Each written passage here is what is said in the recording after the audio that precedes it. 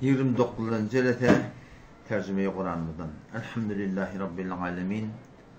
Ve salatu ve selamu ala seyyidina seyyidil enbiya'i vel mursalin ve ala alihi ve sahbihi ecmaîn. Dersimiz tercüme ve tefsiri Kur'an'dan Sure-i Bakara'dan 128. ayete gelip gitti. Gurrun Hazreti İbrahim Aleyhisselam'ın gurrunu. Geçen hafta destanını hulasa sorusuna aytıp verdim. Onunla öğrenmekte bir kamil yeri yok.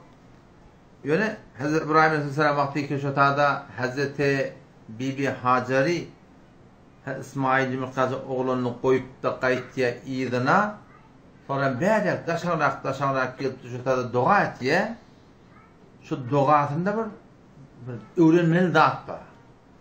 Bir bir noktalı başladı. Duası ne mi? Rabbi ceal hâzâ beleden âmina. Ya Rabbi Allah, ştatını bir emniyet diyor. Emniyet şehraylandır diyor da. Türkmenli emniyet olsun değil mi emniyet? Yani sağlık olsun, oğurtu olmasın, sapyanı olmasın, kapyanı olmasın, depyanı olmasın. Bir emniyet yurdaylandırı var ya Rabbi Allah diye. Emniyet bolunu haram. Bollu mu yok. İdinin ne gerek? Karnıdokluk da gerek da. Nıgmat bolçuluk da gerek. Onu da dua ettir.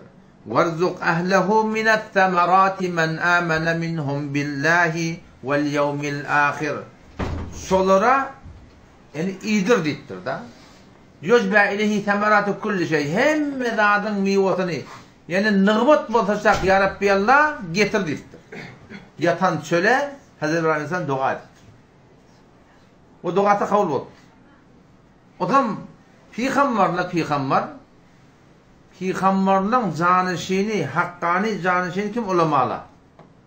Hakkani ulamalar, hakiki Peygamberlerin canişini. O da Peygamber ne demek yaşta? Şu şehrin, şu oğlunun, şunun qalan yerinin, koyup kayıtlayan yerinin emniyet bulmaklarına dua ediptir. O şu tadı yer, içeri geyer miner, dünyanın nıgmatın bol olmaklarına dua ediptir. Şimdi ne mi dersen var ya? Ki bizim ulamalarımız da hemçinin ki şehrin emniyetine fikret diye. Şu forumda dünyaki umurlarına da cavan olanların ölülmekliğine, garip katarların müşkülatlarına, haydi bir kıyınçılıklara şolun eleyek çermep de şol orada dehmet çekmekliği katı gerekli ki hakiki Peygamber'in canişini olacak orada. Emniyete dua ediptir. Emniyet bolsunlar. O da imanı da tapılmasa ne peydadır? İşlemeni yer tapılmasa ne peydadır? Algı bergi bolup da varahim, günün varahim ikindi olan ne peydadır? Adam şu taydan bir de şoğun kuğun, bizim her gaytimiz bir öykü başı da, öyle öykümüzün başı oluşmalı yani, oğlun şoğun bir can tağlığına, cahili olmaklığına, yerli olmaklığına, yurtlu olmaklığına, şidatlara fikretçimi diyelim, şolun dünyaki umurunu da hepin fikretmeli. Ki işilce olsun. Dinleyenler fakat bakayım namaz mescid değiller. Dinle ilk olukan adamı yine mi halal lokma yemeklik? O oğlun şoklamanın düşecekliğinden halal lokma yemekliğinin tertibini düzmeklik gerek yani. İşte ben bilyen ne kadar kanavadan ama olan tebliği oluptur. Davet tebliğinin tertibinde ben açıkladım yok onun eden işinde. Yani belli davet tebliğinin içinde adımlama ki var fakat şu davet tebliğ deyip oğlunun sonuna hiç fikir neden ak. İşinin fikir neden ak. Günün sonunun fikir neden ak. Hazreti Abdurrahman ibn Avf radıyallahu anh o lokman sahabadan biri. Diyken bay diye da. Diyken bay diye. O zaman bir dünyadan gitmekten kolaylaşandır. Bir vakti Peygamber Kudasam yarsır okuda şu malımın deyiptir men yartını verecek deyiptir Allah yoluna. Üçten ikisini verecek deyiptir. Ona yok bolmar bir kem oraya deyiptir. Ona yartını verecek deyiptir. Yok bu da bolmar deyiptir. Onun üçten mirini oğlan uşağıma üçten mirini verecek kalan oğlan olacak. Onu şu üçten miri de kendi deyiptir diye de. O zaman aydıptır sana Peygamber Kudasam sen oğlan uşağını iyidinden garip koyunundan şu bol nıgmatta koyup gidenin o deyiptir diye de. Din diyanet bilir ki defaat halkın fikir etmeliyen günü yok. Uçe öd oğlun uşağın da fikir etmeli. Edafandan manahım daşça olan kömök etmeliler. şu da hatta ulaqan bir nokta ki Hazreti İbrahim sallallahu diye Rabbi can hada beleden amine. Şu şehrin emniyet bolmakını dua diye verzuk ahlehu minet temerat. Şu yurtta mal, nimet, yer içerisinde köp bolmakını nemet diye işte dua edipdir. Bir de şunu kulma rahim öz daştığımızdakilerin ilminden geliyen miqdarsa şu dünyaki umurunun yolu düşmekliğine fikretmedi. Buzurgi saraset ve goftarniz dosat gofta çenim kerdarniz diyor. Yani gurun var ya Huday peygamber, Huday peygamber, Huday peygamber yamur zamanı olan qavlat gurun vardır biliyor musun? Bir dağın içinde hem aitmalar ayıttır şu. Teki kelamı ne mi son? Keplemediniz diye mi? Beyle oğlu keplemediniz diye. Gayrat. Gayrattan et ya da. Şeyle oğlu sukut ettiniz. Almağın goruydu diye kepleğindak diye da. Falan yer goruydu diye kepleğindak diye. Falan da akıllı kepleğindak diye. O bize yaramaz kelmek diye bize söyleyemler kim diye. Yönavaşçılar da hakkında kepleğindak diye. Hakkı var da diye. Şu bir yakamat tutar orlamanın biz fakat bana kim namaz dehret aradı der ki bizim o diyeceğimiz. Vakti ki bir milletin iyeri çöreği olmasa. Ekransız akşak tuğub olmasa. Zaman oğullarına doğru rızk halalını işi olmasa. Diyanetini elini saklap bulursam şartı. Türkmen'e ne mi diye? Ağaç karnına imam olmadık diye biliyor musun? Ağaç karnına imam olmadık diye. Eğer biz ulamalar şu millete namazdan, dehretten, aradıdan, zikirden, telavetten gururmuş diyerek şu oban cavan oğullarının var ahim. Şunun ölülmekliğinin, işli olmaklığının, rındandan çıkmaklığının, karnına verilmekliğinin şuna mıdır? Haydi müşkilatlarını var ahim.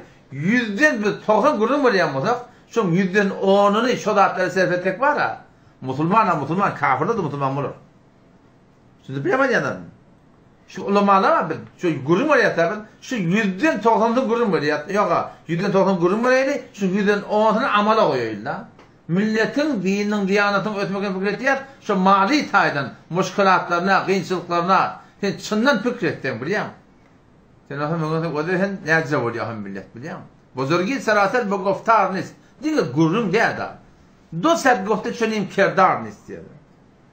Kadim zamanı şu atamanı İran zorlak Müslüman bulmaktır. Endonezya'da şeyle. Ne kadar yurtla hemin turi Müslüman mutlular. Ne mi deyip? Amal görttürler da şola. Yöyle gurrun diye biliyor musun? Amal görttürler. Şu bizim Türkmen ilimizde ne kadar murtet bolyanma, mulhit bolyanma. Ne mi deyip? Çünkü biz ulamalardan olgu orana. Kepleyat amalımız başa burada. Ya. Gurrun var ya, bolup yaşın başa burada. O zaman ne met diye? Önce namayendegani dini metbim oluyorlar, sonra dinin özünü metbim oluyorlar. Elçekten amından diyorlar. Her bir sohbete şeyle de fakat din ne? Şu an namayendegani meclis. Mün burada yani vaade verin öyle diye. O zaman sonra bana aytiyanı hiç bitirenak. Elçekten amından etti olurlar. Şurada şeyle. Şehirde şeyler, bağışlar da şeyler. Önce şun aytiyan kemine şu namayenda betbiyim oluyorlar, sonra ne betiyorlar? Kulen dini şu şobe betbiyim oluyor. Elçekten amından diyorlar. Burada federasyon futbol var ama. Nokta sen şu görüyen manasım ser guruh murabbisi var, hıyanet etti. Yine burada etti. Sen şu şimdi gitmiyorsun. Ahir kulen hemen gidar oluyan değil mi? O da şu da o da fakat takdir ahumullah aklamallah. Bizim de her gayetimiz bu anvalik Müslüman bayit olgu olmalı. Sözün söz olsun. Bağır şun kulle bağadli sözü durulmaya. Sen var kavulgat bilen yağdayan. Onun da olamıyor ne mi diye biliyor. Ama Allah'ın o kardik gelip verdin, bu kardik gelip verdin, o kardik gelip verdin. İle ekullen beriyen nimet diyorlar. Beşunen beriyen nimet diyor. Sonra dige yok. Ama Allah'ın man kard verdin şu hatta olsun.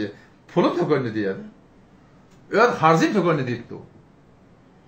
Kardır değil başa diye. Verecekti veren hakka diye. Mene göre öyle pullar hem sonra kardı ya da. Biz yani olarak şolong bizim telekeliğimiz, bizim bet emelimiz, bizim bet kavlimiz adamlar Müslümansızdan kaçırmadı. Kafir Müslüman etmesek etmeyler, Müslümanı kafir etmeyler. Müslümanı bidin etmeyli. Müslüman dininden kaçırmaylı biliyor musun? Emel yeter muhimdir. Sözün söz olsun. Sözün söz olmalı.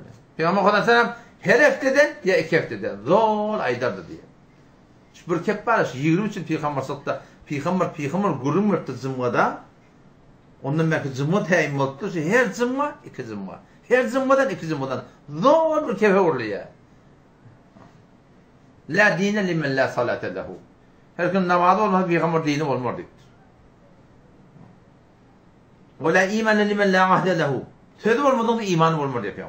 Zor ne oldu ya? Ne mi son söz bulmasa diyor ve selam zaten ne mi? Başka ne mi? Başka da yok bu ne? Söze amal. Ve la tettehidu eymanakum dakhalan beynekum fetezilla kademun ba'de thubutiha ve la tettehidu eymanakum dakhalan beynekum öz antlarınızı antıcı vallahi Huday var yerine, Peygamber var yerine, ya sakalından peydalanır, ya tellenden peydalanır, ya doğundan peydalanır. Dekalen beynekum diye. Özüne ağlamadan şimdi uğraşma diye ayıttı. Ne olur? Fetezille kademun ba'de thubut diye. Anında bir kafir, bir mulhid, ya bir cavan onu ki o din diyanı aşina ediyor, din diyanı gelecek oldu. Benim bet emelimin dedekli, tözümde durmadığım dedekli, bet muamelemin dedekli, fetezille kademun ba'de thubut diye. Gel kaimleştirhan, hakka düzelecek oraya, men bet emelinden sonra yarık diye. Ve teluqus su'e bima sadettum an sebilillah. Şu bet emelini Hudayden Allah'ın yolundan kaytaryanı diye da. Ne kadar Rabba ve lekum azabun azim. Ulukan Rabba diye Hudayden. Müslümanlıkta fakat ahumollu de her bir Müslüman namayendeydi. Bir bayit olgu olmalı. Bir böyle söz veriyor, durup bilmeyen falan şey oldu, 5 gün mü, 10 gün mü biliyor. Sadıqanı aytmaklık, sadıqanı raftar etmeklik, dost doğrucu durup da var ahim, amal etmeklik biliyor musun? Hoşu biter muhimdat yani. Yoksa şu an bana şu Türkmen ile, bunun vaktim olanak doğrusu. Şu an şeyin kalkanı yiyordu ben bahanalap, ne kadardır aytacaktım da, şimdi aydarın önünde. İlim yetenek biliyor musun? Şu an şu Türkmen ilanada, şu an tehdimiz otada beylik dedi. Ağlı gol olsa böyle olup dedi. Diğer yamda olsa böyle kasıp oluyor. Şimdi rahat sağladı ne mi? Yıkıcı yolu Hudaya vurmalı. Peygamber'e vurmalı. وَلَوْ أَنَّ أَهْلَ الْقُرَى آمَنُوا eğer şehrin adamlar iman getirse وَاتَّقَوْا تَقْوَى ihtiyar etse ne yapacak ya Allah? لَفَتَحْنَا عَلَيْهِمْ بَرَكَاتٍ مِنَ السَّمَاءِ وَالْأَرْضِ Asmandan yerden bereketlerimizi indirecek diye. وَلَكِنْ كَذَّبُوا inkar ettiler diye. فَأَخَذْنَاهُمْ بِمَا كَانُوا يَكْسِبُونَ bol piyasçıları tuttuk diye Huday Teala. Derya gaspıya bizim amalımızdan. O set ol bula bahana da biliyor. Kim ettiriyor işte felaket ettiriyor. Ama kıyınan şu Türk meselamızda bilmeyenle bilenak. Şu bilyeyenle bilyeyenle amel etmek de kıyım bolu oluyor. Teyyar da yani biliyor musun? Huday vakt belirttir bize. Hasan belli de. Şu gece gittin giden amali. Erti. Hulada geçecek. Şek yok. Müslüman da Huday'a vakt belirttir. 40 yaş var tam koyacak. 50 yaşa var tam edecek. Hazar gittim falan edecek. Huday'a katıltırlar. Huday çılıktır bir de Hasan gideceğim böyle. Müslüman da Huday'a katılıp bir yerinde. Müslüman Huday'a çılık çekiptir. Mehrem namere Hasan ayet edecekler. O da Kur'an'a götürürler. Halal haram Hasan tayırılmalı. Telekifimden Hasan edecekmeli. Şıratla katı bir muhimdir. Sahabaların vaktinde şöyle sahabaları tabileri görüp Müslüman mutlular da biliyor musun? Görüp Müslüman mutlular. Şu amallı görüptürler biliyor musun? Şırat katı bir muhimdir. O amalımızda biter kaim olaydı yani. Mabada bizim bet emelimin direktli başka bir adam Müslümanlıktan teorisini çekamıyor. Sonki ayette de ve diğer fa İbrahim'ul kavaid İbrahim Aleyhisselam'ın Hazreti İsmail birlikte kâven işlep tuğla kaldırıp tuğla koyana divarı koyan kalıp var ya diğer dökülüp tuğ haşlap tuğla o da Mekke'nin kılgınına sonra ne mi Rabbena tekabbel minna ya Rabbi bizden kabul ede var ettiğat yerler. Kabuliyet dili yerler da. Şimdi bir adamın ettiğinizi kabul bolsa Huday Teala son söylese diye şu akalan Huday bilen şu Huday şu taklıya, koruya, östürüye ta ki her vakti ki ödüsleri. Bir de hemen şu an bana buradan mobil hediye verdi. Mesela kavurdum. Alayanla şuna has bir erziş koyuyorlar. Allah Teala'nın bizim amelimiz kabul bolsa diye Huday Teala östürüye şunu. Eğer borç versen kabul bolmasa ne mi? Sonun yok sen. Ne sen denanan, ne sen kıydın, ne sen malın, ne oğlansan sonu olmuyor. 4 kez kalıyanda 40 kez 50 yıl tamam oldu. O zaman hiç kimsenin gururunu etmiyor. İmam Gazali rahmetullahi adamda kitap yazıptır. Şu konu okuyondan lap şu nereden yanlış sonra. Asıl makbuliyet tapmalı. Kabul olmalı. İmam Malik rahmetullahi aleyh muatta'sı varmış. Kan niye de çok eder var? Muatta ileride var ya sana. Muatta İmam Malik. İmam Malik rahmetullahi muatta'sı kitab hadis. Şonun bir bölü okuyupdylar bize teberrüken. İmam Malik ama şu kitabı yazıp veren vaktinde şu vakta 200-nji ýylyň içinde. Şu wagt İmam Azam bilen Muhammed şonda İmam Malik rahmetullahi aleyh diýipdirler. Keşeli falan dedi kitap yazıp ya sen kitabın 5 barabar diýipdirler ama. İmam Malik ne diýipdir? Huda için bolany aptalar diýipdir diýdi. Hatta İmam Muhammed'in mukaddimesine geliyor. Allah melekleri rahmetine diye. Şu 5 barabar kitaptan yeri giren yani eser yok. Diğer bir hadis ve Bukhari'de diýipdir. Yeri giren yani niye gitti şu kitap? Huda için bolan aptal da biliyor musun? Onun bir çoğunkun Huda için olmaklık gerek. Ama Allah Teala sen amalında, sen oğlunun sonunda tesir koyuyor da. Şu köp adam oğlunun sonundan hayır koyuyor nedir? Ne midir? Çünkü oğlunun son Huda'ya oraya olsun diye terbiye verirler. Huda'ya oraya olsun diyene, öldüğünde oraya edecek, mühendis edecek, falan edecek, o namazını dehletle paykasın, o da sonra malakıma akın verirler. Biliyor musun? Huda-i Teala'nın yanında mekbuliyet tapsak, Allah Teala o zaman öyle östürüyor şunu. Mekbuliyet tapsak ona ne yapmalı? وَمَنْ أَحْسَنُ دِينًا مِمَّنْ أَسْلَمَ وَجْهَهُ لِلّٰهِ İslat etmeli. Kim din yüzünden kavrak diye Huda-i Teala? مِمَّنْ أَسْلَمَ وَجْهَهُ لِلّٰهِ Vücudun Allah'a teslim et ya da.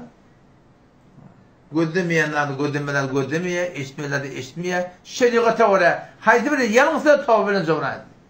مِمَّنْ أَسْلَمَ وَجْهَهُ لِلّٰهِ وَهُوَ مُحْسِنٌ Diğer öyle kavlu ya, halka da kavlu etiyor diye da. Ya. Mimmen esleme ve çevli öyle kavdan namaz dehlet hem bollum yok ve huve muhsin halka da kavlu etiyor diye. Ondan sonra ne? Vetteba'a milleti İbrahim'e hanife. İbrahim peygamberin inletişi. Hanif diyen ne? Batılla gövresini çeken. Dost olsun, boydoş olsun. Her kim olsun batıl mı gövresini çekiyor? Dost mezhebine dost olup başarmıyor. Mezhebine hemrahiyet başarmıyor. Öyle kavga olmalı. İnsaniyete hayırkâh olmalı. Batıllarını gövren çekmeli. Şu üç saadette mi Huda Teala dedi? O hem Tanrım iline geliyor da sonra yine vettekadallahu İbrahim'e halile. Allah Teala İbrahim'e selam halil. Dostunu bir de Huda'dan doğası oluyor.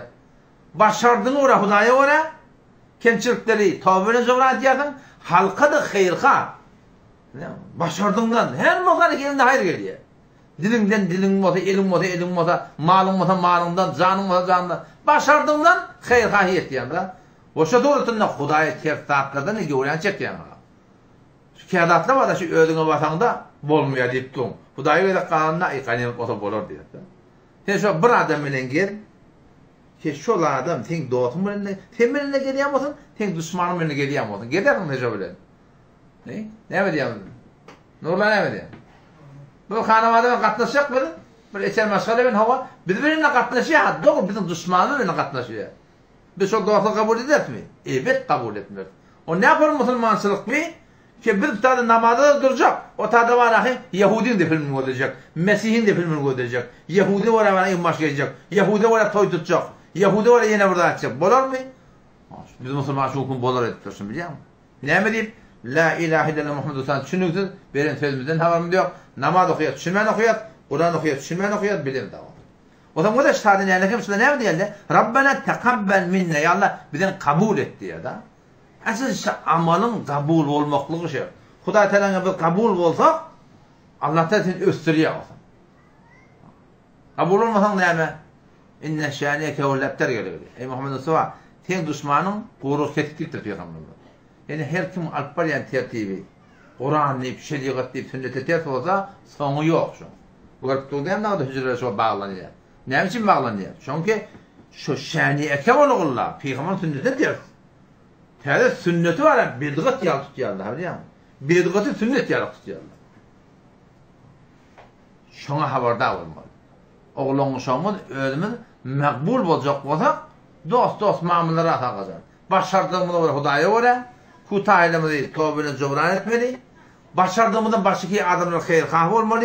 Namazına, dehletine, hicabına, vergisine, haydi bir haydi elinden yetiyor. O şoğun batıllarını gövren çekmeklik gerekiyor. İndi diğerinde de var. Rabbena vec'alna muslimeyn leke ve min zurriyetina ummeten muslimeten lek ve arina menasikena ve tub aleyna inneke entet tevvabur rahim. İndi İbrahim Aleyhisselam dua edip var yerler. Kabe'ye mecret var yerler. Yine bir dualar şey. Rabbena ya Rabbi vec'alna muslimeyn leke ve de iki tane peygamber yalla biri ödüne ferman bordar aylandır. Yalla biri öz aytyanına ora bolyan aylandır. Yalla biz sen öz aydanına baş koyyan aylandır deyip dua ettiler. Neme delil öde kavulacak olan dua etmedi. Hudaya başlanacak olan dua etmedi. Ne kadar da var da bir biliyet biliyor musun? Etmelerini biliyor. Gözün saklap olana. Dilin saklap olana. Bilip dua doğru yani. Neme ben dua etmedi. Ya Allah mı başarmanın? Ya Allah bana tevfik ver. Ya Allah bana zihnimi aç. O da Rabbena vec'alna muslimeyn lek. Hadi bir tane cökte var onu edip vereyim. Aşan ahun takdirimiz üzerine geldiğimizde Müslüman için dua vardı. Elhamdülillah ellezî et'amena ve sakana ve cealena minel muslimin. Elhamdülillah şükür Allah'a tamamen dua etmeliler biliyor musun? Tamamen dua etmeli, şükür etmeliler yani hayatında. Türkmenler Müslüman Kur'an okuyorlar. Sonra tamamen şükür etmeli. Her kim şükrünü öğretmeli. Mesela ben namaz okuyan ayağımın faydalı var mı? Ayağım öğret namaz öğret okuyor, kıyım öğret namaz öğret okuyor, oğlum öğret her kim öğret namaz öğret okuyor böyle. Şükrü de şeyle de her kim şükrünü öğretmeli. Sünnet şu. O zaman elhamdülillah şükür Allah'a haytallah ellezî et'amena Allah'a göre iyidirdi. Ve sakana kandırdı.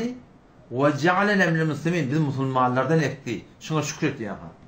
On putade hücrede olakam olunan benim. Şu tarzda dua edenle ve cealena minel muslimin. Evet, ne mi diyen dedim mi? Biz Müslümanlardan ettik dua etti ya da. Mesela Müslüman ne denir? Müslümanlardan etti ve cealena muslimin. Olay emr var ya.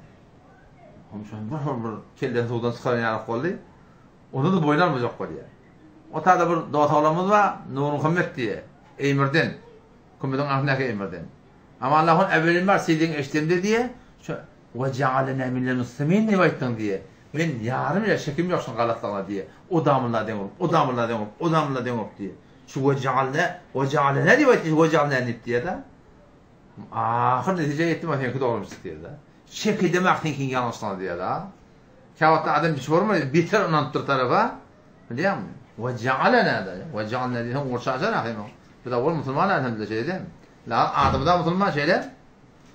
Hava. O tam sade o da ve cealna muslimeyn leki. Yani biri ödüne baş koyan aylandır. Sonra o min zurriyetine bizim oğlun uşaklamıdan da diye. Oğlun uşağın kavulmakın dua etmedi. Oğlun uşağın bir mesela birinin geçip var yani yemek kazık oğlun şehir karşını çıtıp derdi suyumka onu koydu yiyecek ya. Baba oğlun ha. Oğlun ya. Oğlunlar mehriban olmalılar. Oğlunları böyle doğru her kimde kahar getirdi ya ki. Lahetin Kurdun çıkan yerden bak. Yine şu hanavada mehribanlık kavi olaliya. Teşvik kavi olaliya da.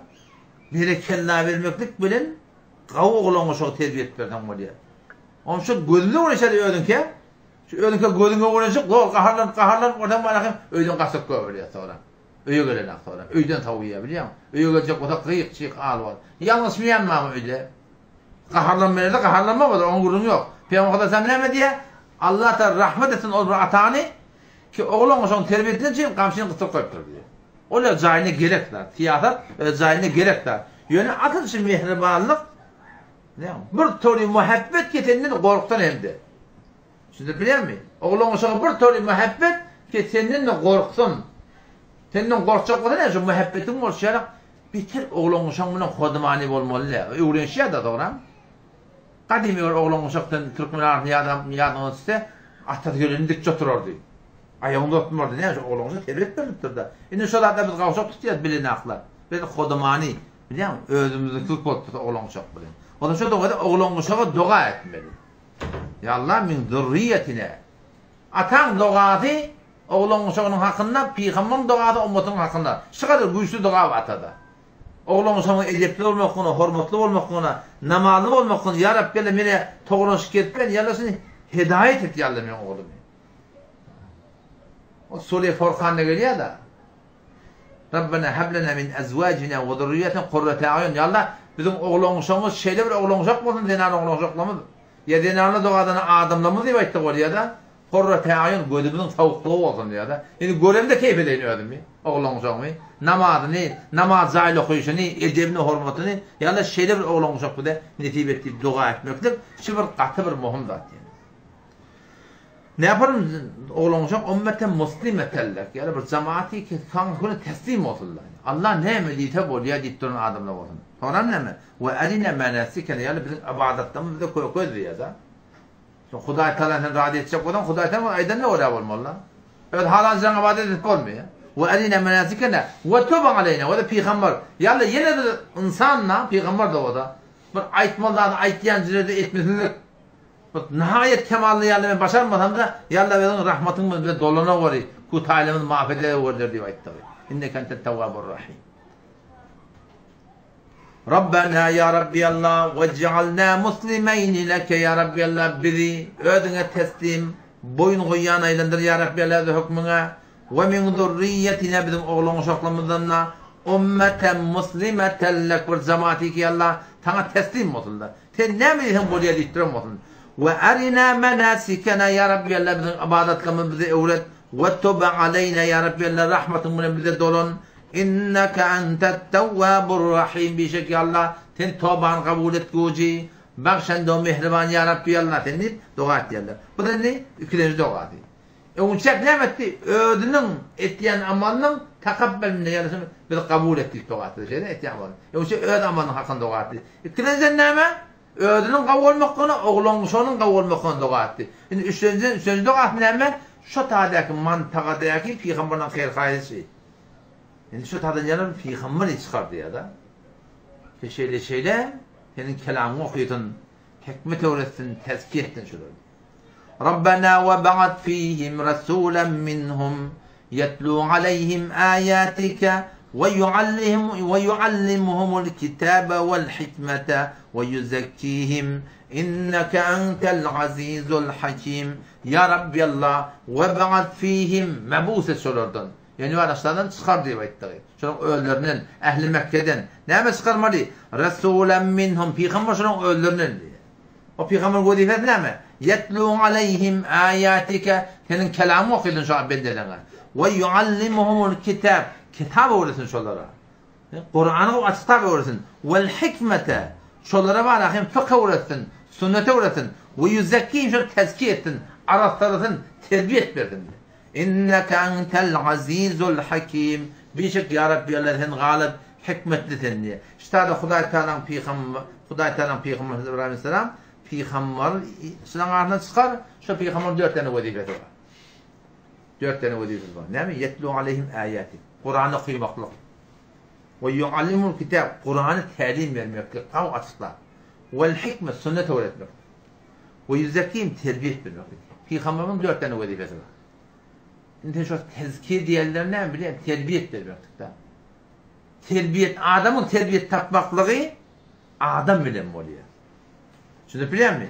Adamın terbiyet tapmaklığı o da 4 tane vazife. Yetlu aleyhim ayatiye. Kur'an okuyuluptu. Ve yuallimul kitab. Kitap da öğretildi. Vel hikme, fıkh, sünnet de öğretildi. Bolu da anne. Şöyle bilen terbiyet tamamda olmuyor yani. Ve yüzekkiyim. Terbiyet veriyor Allah'lar diye da. Şunu biliyor musun? Şu gün bizim huzurlarımızda, bizim mantığımızda umumi şu 3 zat var da. Kur'an okuyuluyor. Kur'an'ın tefsir açıklaması aydılıyor. Fıkhtan, sünnetten aydılıyor. Ama terbiyet nerede? Terbiyet ne bilen oluyor? Terbiyet adam bilen oluyor. Adam mezeliyor. Adam haraplıyor. Ustadın ne yapmadan senin de şu da. Ustadın ne yapmadan? Senin de şu. O da şu tarzdan şu Türkmen ilarasında İnemi okuyuluyan adediliye ama can feda, zamadi tevil verilmeye, canla yeşek, avrayla yeşek tevil verilmeye ne yapacak? Şu ustadla şöcre olsa, şevirtli de şöcre oluyor. Ustadla ne yapmasa şevirtli de şu. O bu hafta okuyup verdim aşağıya değil mi? Ne anlatayım o da? Mufti Mehmet Şefi Osman Rahmetullahi Aleyh. Çünkü 444. seferindedir. 41, 42, 43, 44. امروز برای بهتر درآوردن تعلیم در جهان همه مردم روی تغییر تبدیل برنامه تعلیمی می‌اندیشند. Elim cihandan inqilab gelecek oluyorlar. Adımları Müslümanlığa getirecek oluyorlar. Müslümanları pişirecek oluyorlar. Nimet geldiği için bernameleri ürettiler dedi. Kitap haydiyasını ürettiler. Bername haydiyasını ürettiler. Ama umumen برای اصلاح روح تعلیم توجه نمیشه. ruh ta'limada. Kur'an okumaklık elfaz. Kur'an'ı öğrenmeklik elfaz. Fıkıh sünnet elfaz. Bu yüzdekiyimle terbiyette bir ruhani taydan adamı östürmeklik. Bir Hudaya oraya bozuk deyip duran adam terbiyet vermeklik. Devletice pes hezaran kuşişi mesai. 10 yıl okuyabiliyor, 10 yıl okuyabiliyor. Çınan insana kamil ki, şeyde bir kamil insanlar ki, ahlak omdu ana diğeran tehtisili karar beler peritnemiyor yani. 10 yıl okuyduğun sürede 10 yıl okuyduğunda şeyde bir adamlar ki başka adamlar tehzir koydun. Başka adamlar mala imanı coşa götürdün. Ahlakın doğrulutun. Şunu görüp müteessir olsun. Şeyde bir adamlar vücuda gelmiyor diye. Neydi vücuda gelmiyor? Şimdi cevap verdi o da. İndiyeki emre bedihiz. Köre belli vuruncu diye. Türkmen metemeyelim diye. Ki esadid daray her ilim ve emel ve kirdar ve ahlak iki başan ustadlı her ilmi olsun. Amalı olsun. Ettiyen amalı olsun. Ahlak olsun. Tollabı anha. Mollaları haddi aksar hamanda anha mi başan diye. Nihayet şu ustadyalık koyuyor şagirti diye de. Leza bezayı tağir ve tebdil der bernamha. Bernamını kopsun bir tağir tebdil ettiyen irat yok bunda. Asıl ne diye? Bayet ber uza ve ehval-i mualleman ve murabbiyen mulahazene muhtiyor da. Şu ustadla bir fikrini etme diye. Onu biliyor musun? Şu sahabeler sahabe oldu. Şu peygamber oturtturdu da. Ağır başlatan evliya da şu peygamber sahaben ayağına sahabe parçası da olmuyor. Şu peygamber oturtturdu biliyor musun? Şu varın peygamber guna adamla oldu bütün aramızda. Şunun hudaylıklı adamla oldu var. Şu camiada ıngılak olmalı. Şundan kafirli Müslüman böyle. Nece Müslüman böyle şuna? Kafir ha. Biz Müslüman taklap bilmem. Müşkil kimde? Müşkil menne. Men ahunu doğru ahum olsam, ahlakım doğru olsa, niyetim doğru olsa, şu oturan adamlar bayetçi tabi oluyor böyle. Sen mısırapta oturan da, mısırabın var akım yankı demir nüyleti var biliyor musun? Şilen var şilen. Mısırabın var şileni var, demir şileni var. Ama kışın bunu uçak yankı kızgın su açayanlar var, kızgın su var. Şu kızgın su geliyor, o zaman şu ülüp yatan demir, içinden kızgın su geçince şeylek, cana giriyen ya, Allah şu. Ben oturan yerinde fikret yeniyordum. O tahta fikir kanı da yiyordum biliyor musun? Rahat yadım açmıyor, dışarıda kavuyadım açıyor. Canı yok demir, içinden kızgın su geçince şeylek kıyımlıyor. Men diyen ya Allah bizim ahım oğlu da ne kadar zayıf var, bize Kur'an mı? Bizim Kur'an'ın aytmaklamın diri adamlar hareket oklanak. Şimdi biliyor musun? O ölüp yatan demiri kızgın su kıyımlatıyor. Bizim ahım oğlan Kur'an'dan aytmaklamın diri adam kıyımladılar. Ne dedik? Müşkil nerede? Ne dedim? Yani tefsirden okuyup verelim biliyor musun? Ahval-ı murabbiyanına vururum var. Müşkil şu tadiyeti. Bakın o yüzekkihim, tezkiye etmeklikte Peygamber'in bu vazifesi. Hudaylıklı adamla kemale hemleşin dermen eserken ve gânemen hemen hakem kâhsemde. Asıl kemale hemleşin adam beceriye, adamla adam haraplıyor. Mesela Nuh babeden ben şetle handanı nübüvvet işkom şot diyor. Nuh Peygamber'in oğullar. Mesela Nuh babeden ben şetle telekelerine oturdu. Handanı nübüvvet işkom şot diyor. Peygamber'si içeri masad olan adam o kafir oldu. Sege ashab-ı kaf. Bir it yediye bir nesini kavadım bilen bunu o da diye adam. Hem neşine better az mağribet diye de. Teleke yolduş, yılanla da teleke diktirdi. Ne mi dedin? Hem neşine better az mağribet tenha bercan zenet diye de. Yılan tenge manım sakıyor. Yaribet bercan da ben iman zenet diye. O da şöyle demem oturmadı oturuşan adamdan vuran havarda olmalı. Dost. Peygamber Aleyhisselam ne? El mer'u ala dini halilihi diktir. Adamların diyaneti dostuna göre diye de. Dostuna kata havarda olmalı. Kimin oturuşan kimin oturuşan. Bütün adamlara selamun aleyküm ve aleykümselam. Her ahım onu her gayetini gördüğünüz fiili hürmeti zahirini taklan. Emma ehl-i hak sünnete mutabık, mezhebe mutabık yaşayan adamdan celilehine varmalı. Şöyle bilen katlaşmalı, şöyle oturmalı. Bir namazın esen gitmeli. Selamun aleyküm ve aleykümselam. Dünün gün bir burada sordu. Şu bir falan familində bir namaz var. Mesela salam vereymiş ona diye da. Salam vereymiş ona diye. O dikkat edin o da eğer sen doğun kardeşin arasında sen şöyle caygan mı? Hürmetun mu? Fiilin mu? Sen birine salamla cevap vermeden şu edep olacak o da. terbiyet bozacak olsa, sen şuna salam verme, salam verme ona. Ki doğrulandın şu. Ama yok, senin zayga yok. Salam vermesen kaçan onu 15 yüzler anırı gidecek biliyor musun? Onu yanlıkta hem zahiri salam vereyim. Tanımayın ki Müslüman sıddan burada inkar etmese her bir tevhidde Müslümanı biz hürmet-i taklamaklık gerekir. Rabbena ve ba'at fihim ya Rabbi Allah döretçilerinin arasında ehli Mekke'nin arasında Resulen minhum peygamber sorurdun o peygamber nemetsin yetlu aleyhim ayatike sen Allah'ın kelamını şöyle okuyup verdin ve yuallimuhumul kitab şöyle kitabı öğrettin vel hikmete fıkı öğrettin sünneti öğrettin ve yuzekkihim şöyle tezkiye ettin terbiyet verdin inneke entel azizul hakim ya Rabbi Allah'ın aziz, galip da Huday Teala. Nemet çok kadar başarılı. Hikmetli muhlet veriyor. Zat diyene. Şunun ikilerim imanım var ya. Ahunağa dedi, ben neydi? Doğunun adısın mı? Vamazı koduğa alma deyip aldırmadım ha diye. Burada ne diye? Adam iki bir tağatta doğrulanı diye ha. Alanın da neyse bir 20 milyon ya. Ben kaç 200 milyon motor bisikletim ya. Bir 20 milyon. Ne oldu dedim daha? Şunu aldım diye onun zindegin şarkıda diye tiyatlayla malumdur diyor. Tiyatlayla malumdur diyor. Aslın işim on mani, rahat etmeyelim, başka gaylık buldum ama diye. Huday'tan söylediği de şey. Ne oldu diyen şahım ben. Sonra bilecek koyan şey, Huday'ın gözünden düşürtme, düşürtme. Çünkü Huday'ın gözünden düşürse haramiden sana yok ya da doğru. Rahat değil mi ya lan hadık böyle. Ne oldu başına vurdum, ta ahire kıstım döktüm diye, ondan sonra yamaha tüyürsekle doğurtulmayadır diyor. Halka alma deyip duran adam öğreniptir. Bir de Huday Teala'nın gözünden düşmedi. Bu ne edeminde derir dünkünler uğrayandırlar adam. Ayağın ağıtaya fikretmeli. Bilin ağırıya fikretmeli. Falan müşkül öyle fikretmeli. Şu anırtında doğru falan burada deyiptir, burada boluptur. Ama şu anırtında menevi burada yapma. Şu anırtında günah var ya imtihanla. Şu tahnakatı haberdar olmalı. Aziz da tutacak kadar basarmandır. Hakim hikmetli öyle. Vakt veriyor, muhlet veriyor, tutmayan tatlık veriyor. Tayyun 40 dağı menine ortbardı.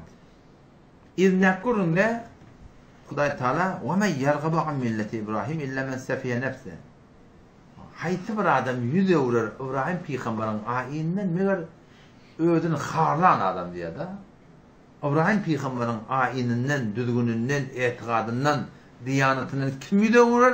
اِلَّا مَنْ سَفِيَ نَفْسَ Türkmençe çakıdan ödün tamsık eden adam. Bir tamsık adam İbrahim Peygamber'in diyanet yolundan yüze uğrar diye. Esra İbrahim Peygamber'in diyanet yolunu ne mi? Tevhid da şey değil mi? Bir Huday'a takılmaklık. Var İbrahim Peygamber'in destanını okuyun. Hayti Peygamber çağırdı. Hayti Veli'ni çağırdı biliyor musun? Sonundan qavuyu olmam diyeyim ben. Sonundan qavuda atmam. O Behvettin çağırmalı. Heyran var. Baba kelirli işleri yapsın. Ölün adamını sağlık getiriyor. Hani ölün adam işte adam. O tüyde getiriyor. Sen aytlayan adamdan hem de cenneti cehennemiyle de dayak belli değil. Hem beni yakışımam böyle. Hem de cenneti olsun. O cennette getiriyor da. Benim senin haber var mı böyle? Behvettin'in. Peygamber sohbetinden haber var mı böyle? Etikada fasıdır ve her nehvi Türkmenin arasında caylasacak. O gözün o dönüne başlıklarını vereceğim Mekke'ye gidiptir. O Peygamber'in kabrı otada. Nerede ya Resulullah? Bize dua et, dua et. Zaten Peygamber'in kabrının yanına barsan, sen şu tarzda bir talebi dua etsen, oğlum kitapta gelen de, daştan, Peygamber'in kabrının yanına kim o? Kabrının yanına de, eşitmeye kim o? Ahirde Peygamber'in öyle dilemeyen durdu. Ya Resulullah hem de necat verdiğimen durdu da. Ecip bir adam mesela. Kara şol, her nimet ve şu Türkmen'inki doğrulamalı. Türkmen şeriatı öyle doğrulamalı. Bu da şu şeriatı Türkmen'e öyle karasın doğrulacak oluyor. Yani otursuk da bir meclis fıkhiyede biliyor musun? Şu toyda nikah uğrayanlar da kaysılarda. Sonra da doğrudan ipacam var ahırsı da. Sonra beyt şehit dili ona ata. Ama Allah'dan korkmalı yani. Ulan Peygamber dini, diyaneti, tevhidde belinice burada hatta. Belinice burada. Şeyde, sondan yüde ortaya malakim sen. Sondan qavda atma. Ama Huday'dan gönlü kim malakimi? Huday'dan gönlü kim makibul? Huday'dan ali güllene yalak. Gördün o dene Müslüman. Sen şey, diri adam, habartasını çağıranak. Ölü adam, o habarta çağırıp verir. Ne kadar akıl niyette getiriyor biliyor musun? Diri adam habarta çağıranak. Gelecek oğluydu, çay demledi hem mecbur. Ben bu işe şerbet toğlu dedim. Çaydan ne diyeceğim, haber yok da geleceğim. Hem de ahun değerli ittirmeyem diye sana. Dira adam habertasın çağırın akla. Ha ölen adam çağırıp ketmeyeli. Akıl neyle kiliptir, he? Akıl neyle kiliptir? Allah da topik versin. İnşallah bana hem tözün kıyıtkası şey. Qavulmakla dua etmeli, oğlun üçün qavulmakla dua etmeli, daşta öğretmemize hayır qab olmalı. İnşallah umit ve bir de imanı gidiyor. Beş yıl dünyada kime qattı? Haqqala akittir, Hasan öleceğim belli değil yani. Yüdeyi ölmeli, yüdeyi de yüdemin dizelmeli. O tadı o tamam. Bir dünyanın kıyınçılığı şortlayan, ömrükleyen, yatlayan, musekkin etleyen, bırdat etleyen o da şey yadını sıkıyor. Kardeş o dünyaya geçsen ömrükmek yok. Yatmak durdun. Cennet de şöyle, cehennem de şöyle. O tadı ki yatmak yok onun. Ya cennet ya cehennem de bir yerden biri. Bu tadı yine ganimet da. Onun yanında var ya, bunun yanında var ya. Kulağda yoş adamlar yatın çıkarıyor, yenileyen. Ama o tadı vardan da şortlamak da yok. Cehennemde fakat bir saat arttırıyor, fakat azap arttırıyor. Fakat azap arttırıyor. Cennet de şöyle zor avudallam duruyor diye. O için 5 yıllık dünya kime kaldı, kime kalacak diye. Allah Teala'nın diyanetine oraya yaşayacak, şun bereketini hem dünyamız hem ahiretini abak olacak yani. Bize muvaffakiyet gerektir, bize hoşluk gerektir, şey değil mi? Allah Teala'nın dinini koyuptur. Şu dünyada bir din adamda yok. Hem adamın dini var. Yani bir adam var dini, onun dini nefsi olur. Bir adam var dini İslam olur. Dinleyenler ne mi? Kanun zindagi. Şu dünyada bir din adamı yok. Hem yoksun kanun zindagisi var da. Dinleyenler kanun zindagi. Kanun zindagi olsa da behterin kanun İslam'dan yani. Şu helali o tağı değil, bir tağı değil. Ne kadar avadan. Şu ne diyor? Sen ne kadar adım fasit öyle ya da. Mehrem namehrem. Haydi burada. Şu müzik kulak asmalı ediptir İslam. İslam'da her bir bu ne ediptir? Şu an sana da verir burada. Kanunla şey. Halktan şimdi mi yaptır ki? Öğrenen şey. Müzik kulak asmalı. Google hanımdan vardı sonra zararhayı şiniden musiki. Kafirden öler yattır. Takkalı nerede? Takkalı kim vardı Google hanımdan sonra? Zararhayı teraşiden riş. Takkalı nerede? Bir dağıttır yattır var akım. Yeniden malakım damarlar dağıttı. Eyvah mı yalan dağıttı. Bu Müslüman ne olur Müslüman şu peygamber etti diye ay beter kaçtı diye. Şu kafirden kakavunun yerine kadarlar biliyor musun? Şu Google hanımdan burada işte yü deyip durdular. Peygamber şu ayda gidiptir ona kendi ehemmiyet vermeyecek oluyor biliyor musun? Onun için behterin din, behterin kanun, behterin düzgün yaşayıştan için İslam'da şu an bize namehrem göremediktirler. Şu gördesem öyle çingen ya da. Seni onu görgen. Onu gören de hivat ettiğin natlıcan vücudunda koyupturlar. O hivat ettiğin adamı yeti bilmeyen. Kimin içiyen ya? Ölçüngen ya. Kimlere çekiyor? Öldüre çekiyen de. Oğlunun hem günah karşılıktan başla, şu başın eti oklap, gözün namerlerini saklamaklık, sokak kulaklarından başla, hem ödüne peydası o. Ödün içeriden dargamayan da, rahat yaşayan şeyden. Allah'ın tevfik versin. Esselamu aleyküm ve rahmetullahi ve berekatuhu.